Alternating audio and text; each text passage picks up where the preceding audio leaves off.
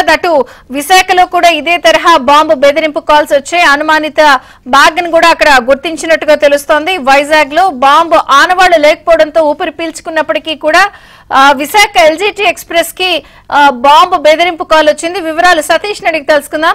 సతీష్. విజయ్ చంద్రిక, ముంబై నుంచి విశాఖ వచ్చే LTT express లో బాంబు ఉన్నట్లు ఒక అగాంతకం నుంచి ఫోన్ కాల్ వచ్చినట్లు అధికారులు తెలుస్తారు. అయితే విజయవాడ కేంద్రంగా అధికారులకు ఆదేశాలు రావడంతో వెంటనే ఇక్కడ పోలీసుల్ని అప్రమత్తం చేశారు. ఎల్టీటీ చివరి స్టాప్ విశాఖపట్నం రైల్వే స్టేషన్ కావడంతో పోలీసులందరూ కూడా అప్రమత్తమయ్యారు. మొత్తం ట్రైన్ మొత్తం అంతా కూడా క్షుణ్ణంగా పరిశీలించిన తర్వాత S2 బోగీలో ఒక అనుమాన బ్యాగ్ ను గుర్తించారు, ఒక క్యారీ బ్యాగ్. ఆ బ్యాగ్ లో మొత్తం బట్టలు, సబ్బులు, ఆధార్ కార్డు వీటన్నిటిని కూడా బయటికి తీసి చూడడంతో ఎటువంటి అనుమానిత బాంబు అనేది లేకపోవడంతో మొత్తం అందరూ కూడా అక్కడ ఊపిరి పీల్చుకున్నారు.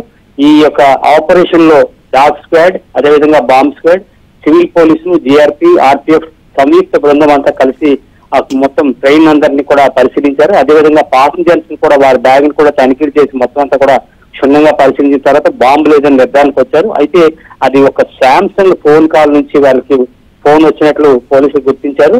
ఏదైతే ఆ బ్యాగ్ మర్చిపోయిన వ్యక్తి ఎవరైతే ఉన్నారో అది ఒప్పో మొబైల్ నుంచి వచ్చి కాబట్టి ఆ బ్యాగ్ దానికి సంబంధించిన కాదనిగా నిర్ధారించుకున్న తర్వాత పోలీసులు ఒకసారిగా అక్కడున్న పరిస్థితిని గమనించారు. అయితే మొత్తం ట్రైన్ అంతా కూడా మనం చూస్తే చాలా రష్ ఉన్న ట్రైన్ లో ఈ విధమైన కాల్ రావడంతో ఒకసారిగా భయాందోళనకు గురయ్యారు. మొత్తం పోలీసులు అందరూ కూడా చేరుకుని మొత్తం ట్రైన్ అంతటిని కూడా క్షుణ్ణంగా పరిశీలించిన తర్వాత ఆ బ్యాగ్ లో ఎటువంటి బాంబు లేదని నిర్ధారణకు వచ్చారు. అయితే బ్యాగ్ మర్చిపోయిన వ్యక్తి యూపీ ఉత్తరప్రదేశ్ చెందిన శ్రీరామ్ తివారీగా గుర్తించారు. వెంటనే ఆయనకి ఫోన్ కాల్ చేసి మాట్లాడడం జరిగింది. బ్యాగ్ మర్చిపోయినట్లుగా తెలిసింది. అయితే అది గంజాయి అక్రమ రవాణా చేయడానికి వస్తున్నారా లేక మరే విధంగా కారణంతో మర్చిపోయారు అనేది కోణంలో కూడా పోలీసులు దర్యాప్తు చేస్తున్నారు. ఓవరాల్ గా బాంబు అనేది లేకపోవడంతో పోలీసులు ఊపిరి పీల్చుకున్నారు. అదేవిధంగా అసలు బాంబు కాల్ ఎక్కడి నుంచి, ఏ ఫోన్ కాల్ నుంచి వచ్చిందనే దానిపైన దృష్టి పెట్టారు. జీఆర్పీ, ఆర్పీఎఫ్, అదేవిధంగా బాంబ్ స్క్వాడ్, టాస్క్ ఫోర్స్ సంయుక్త బృందాలతో మొత్తం తనిఖీలు చేపట్టిన తర్వాత బాంబు లేదని నిర్ధారణకు వచ్చారు. విజయ్ చంద్రిక. Thank you Satish.